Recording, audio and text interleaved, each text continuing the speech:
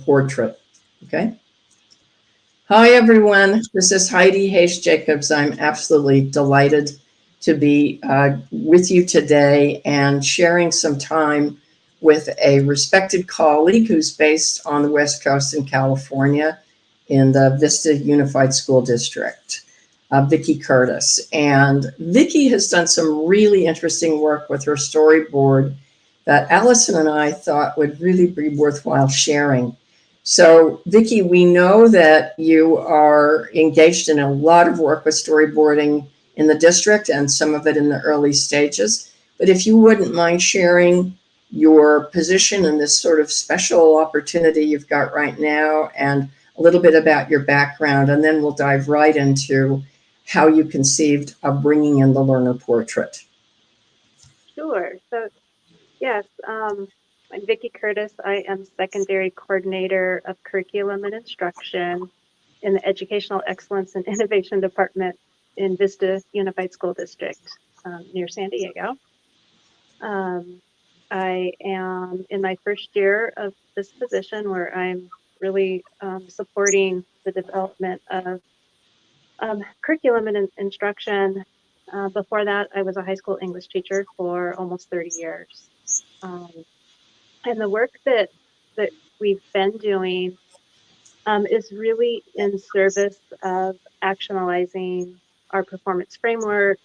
And part of that is making sure that we have a clear instructional focus. And so that's where the work, Heidi, that we've been doing with you has really come into play, is to make sure that we are having priority curricular goals so that everyone is working towards the same endpoint. So with that in mind, what the challenge has been and what we've been working on with the TOSAs, Teachers on Special Assignment, and with Vicki and a few additional colleagues, is they created curricular goals and we began drafting potential storyboards for prototypes, sort of the role of a prototypical model on how we might feature important components. And what Vicki did that I thought was quite unique in the way she played it out was she decided to include the learner portrait. And I think we want to get into that in a little bit in a moment. But to start with, I'm going to ask if we might see the learner portrait on the screen for a moment. So if I can ask Chrissy to pull that up, that would be great. So on the learner portrait, what we see here is that you have this notion of qualities and characteristics. Could you tell me a little bit about it, the way you all interpret it at Vista, how you want to make this happen? And then we'll take a look at your storyboard. Sure. So the learner portrait was the culmination of many months of work with many different stakeholders giving input. And what these characteristics really are what we want our students to leave us having a really good grasp of. So you see things like kind, confident, connected, and then the descriptors next to those words really describe in greater detail what those, word like curious means to us here in Vista. So if someone is curious, they're going to be inquisitive, innovative, and able to adapt. And so these are, along with curricular goals, these are sort of the human standards, if you will, that we're really hoping that our students develop during their time with us and that they have a good grasp on when they leave and go into the world. I think that's a really solid summary. And here's where we are. I'm imagining that some of the folks who are with us live right now, but people who will be seeing this in a video format afterwards, many people will identify with this. They might call theirs Portrait of a Graduate or Learner Portrait upon graduation or Future Forward Goals. You hear a lot of this. And I think the phrase you used was great about it's the human element. It's who we want them to be as people and in their approach to all aspects of their life. But the interesting thing here is in it's aspirational, inspirational. But to use your word, how can we make it actionable? And so when we went to the storyboards, and we can take this off the screen, thanks, Chrissy, if you would.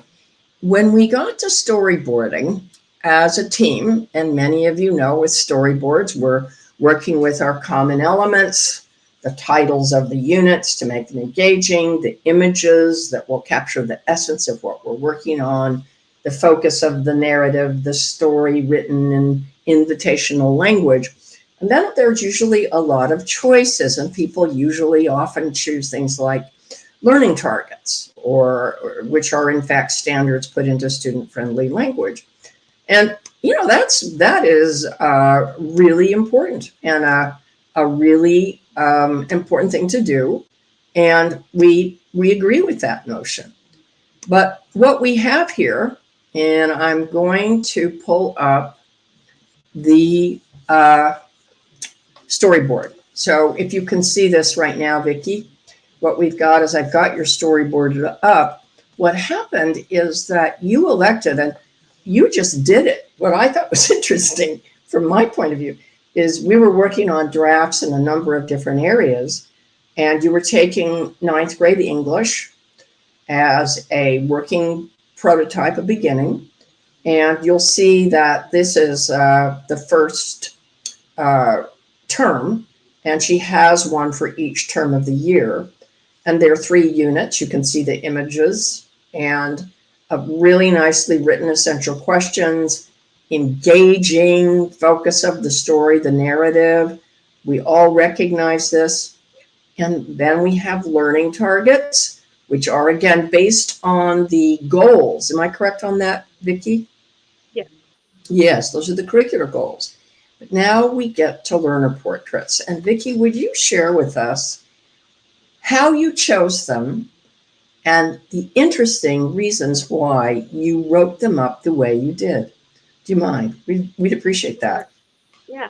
So, as we're trying to operationalize our framework for the future, which includes the learner portrait and includes the curricular goals and a variety of other things. I was thinking from a teacher viewpoint that if this storyboard was going to be used in the classroom, typically, it does have the learning targets in it, so the teachers are knowing, okay, what skills am I wanting my students to learn during this particular unit, and that's really important. Of course, you need those targets and those skills so that you can align your assessments to those and measure growth and all of that. But I was thinking, we have these other kind of skills or targets that are the learner portrait, and unless they were in a format where teachers could really see them in a concrete way, I knew that it would be difficult for teachers to design learning experiences that would help students be able to demonstrate those elements of the learner portrait. I think, yeah. So I put them into the storyboard because I thought, well, if we have the academic learning targets, we might as well have the other targets that we're trying to get to, which are these learner portrait ones. So that was kind of the rationale for putting it in there. So that if, as teachers begin the work of building storyboards, they can have it in their mind that, oh, I can put the learner portrait attributes in here and purposefully design experiences that are going to allow my students opportunities to practice these things and to show their learning in these areas. And then why I put them in the way I did and where I did, in this ninth grade sample, I was thinking about all of the things that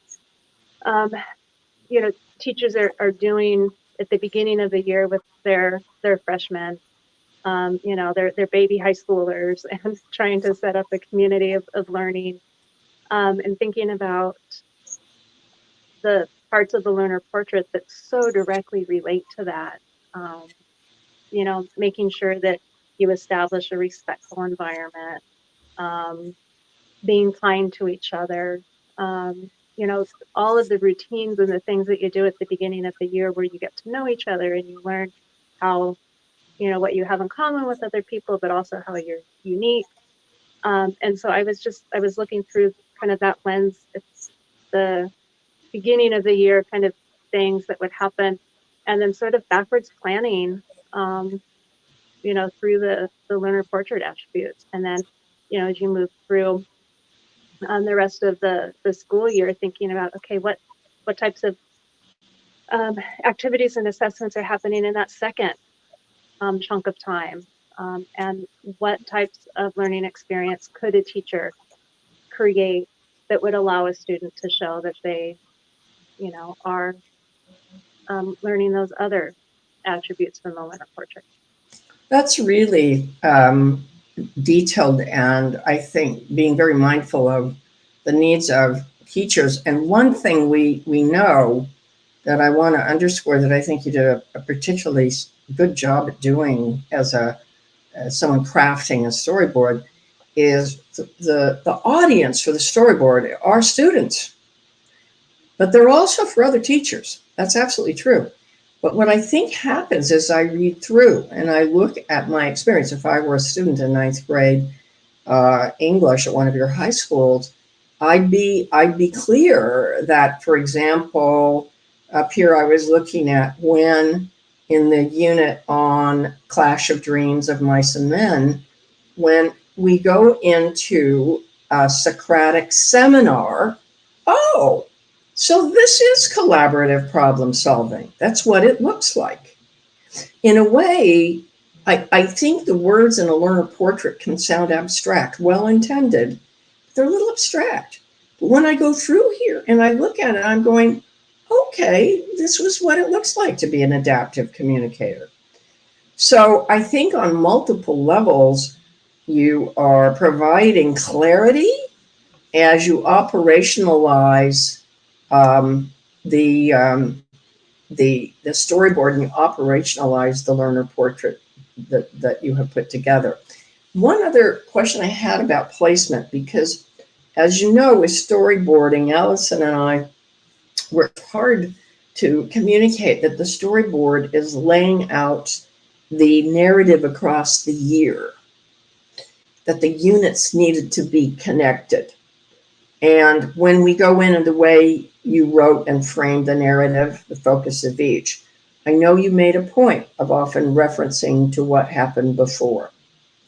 I'm wondering if that might also play out in learner portrait. You know what I mean? And that struck me a moment ago when you said you were starting off the year, you deliberately selected or put in the foreground key portrait traits or attributes that are good to start off the year, right?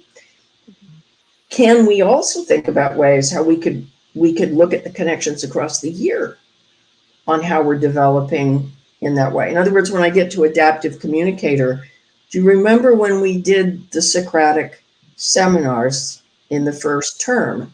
What did we learn about listening? I don't know. You're making me think that this is a whole other level of creating connection. So it isn't the problem with portrait. It can be like a nice little checklist. Do you know what I'm getting at? And I think that you can kind of see evidence of that, sort of how it builds on each other, because you'll see adaptive communicators several times throughout the storyboard. But earlier in the year, I think I mentioned like focusing just mostly on the eye contact and the volume, and let's figure out how to just communicate so other people can hear you, right, and understand what you're saying.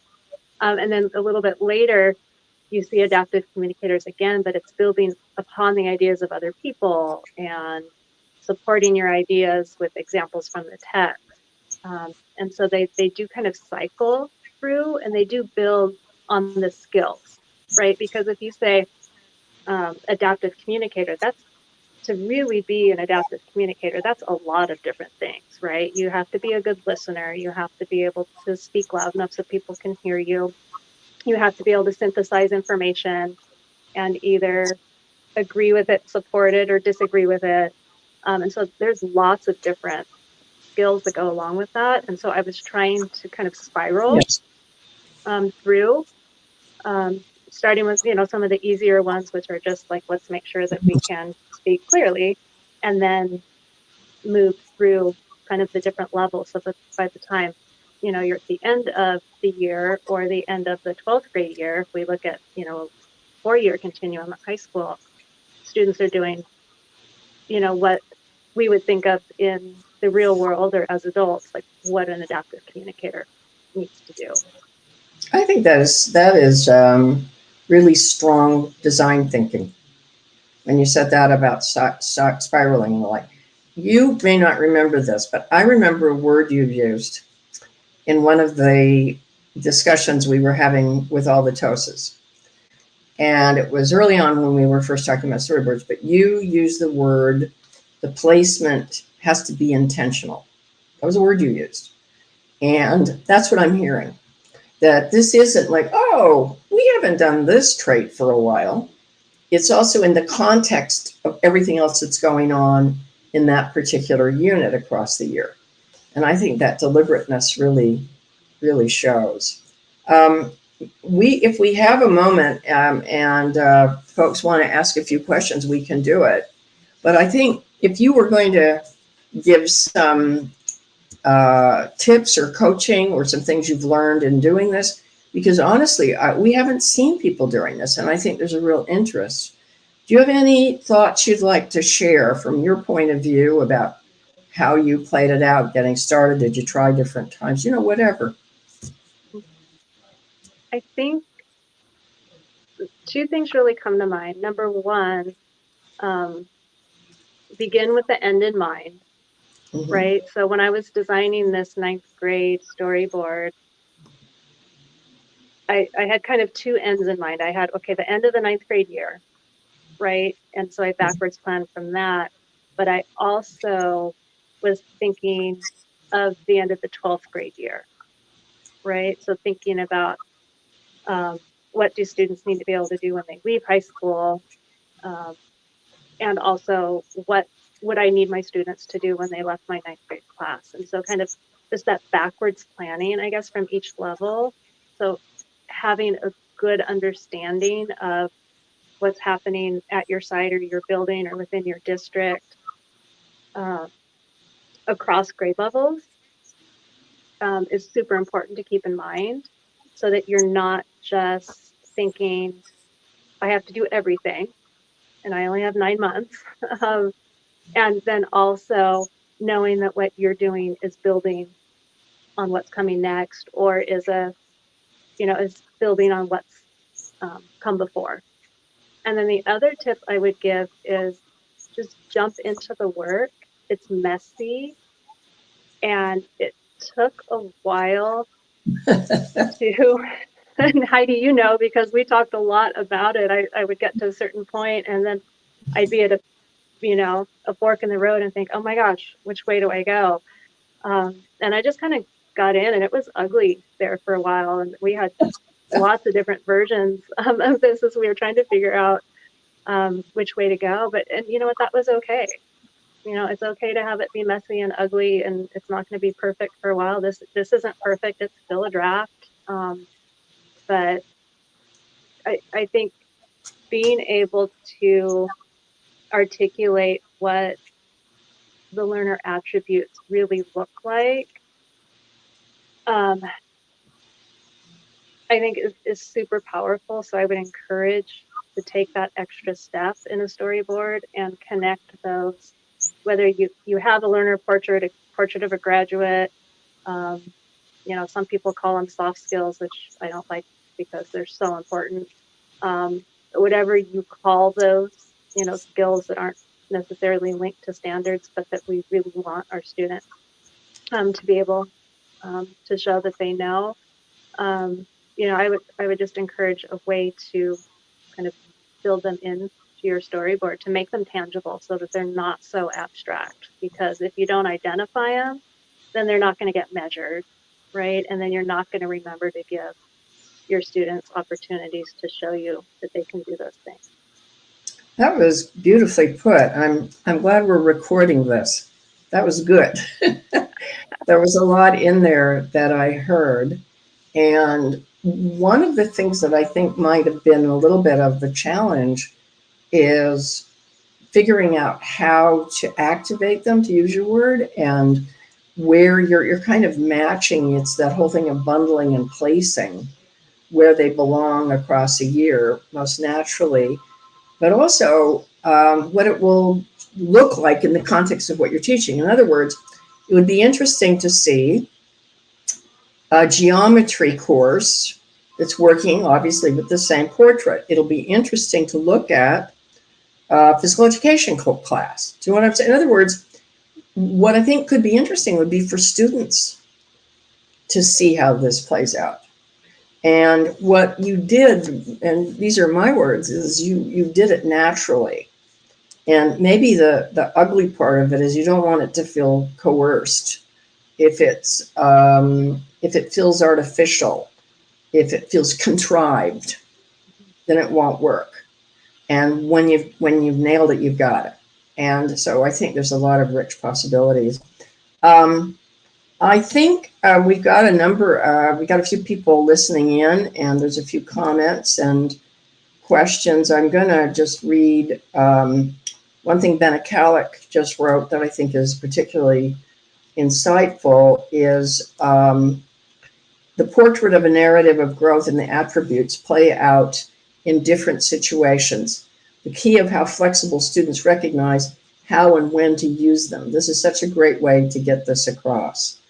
And, you know, I think the connections that, as you mentioned, Benna, that Vicki makes are really important. I also think, you know, Jean Tribuzzi in her comment here, this last comment where it says, yes, Benna, and what we articulate and measure is what we value. Making sure those are valuable skills is important, that they're elevated. So I think that those are comments that reinforce what you are sharing with us.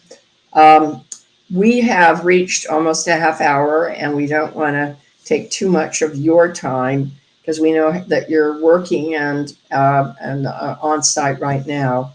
But I just want to thank you, Vicki. I know some of those conversations could sometimes be, as you said, you use the ugly word, so I will go with you on that. They're tough.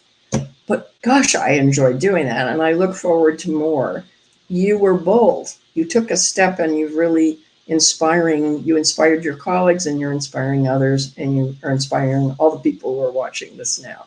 So thank you so much. Any last words to the group or anyone who views this work? No, just thank you for the opportunity to share this work, and it's good work. It's, you know, it's tough, but it's good to make transparent to students, you know, what we're expecting of them, and I think the storyboard does that in a really nice way. So thank you. Yes, you're very welcome. Okay, we're going to sign off then. Thanks, everybody. Be well.